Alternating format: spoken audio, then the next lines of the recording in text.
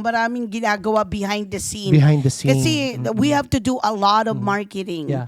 And that marketing, kasi hindi namin alam kung nasa sambayang, all we need is just that one buyer. Hindi natin alam kung nasan yung buyer na yan. Saan Yung buyer manggagaling. na yan, Oo. it could be, in Southern California. It could be out of state. It could be in a even different country. Correct. So, kapag hindi ka talaga magaling sa marketing, hindi mo mahahanap yung one buyer na yan na that would really give you, what you want. Yeah. And also, napansin ko, one of the things, Elizabeth, is pricing the property correctly. Yes, very Napakalaking important bagay yan. Oo Kasi nga. alam naman natin, lahat ng mga seller, gusto ko ganito kabongga yung presyo, di ba? Yes, oo. And because Kasi of your experience, thank yeah, you. kasi we could try, Yeah.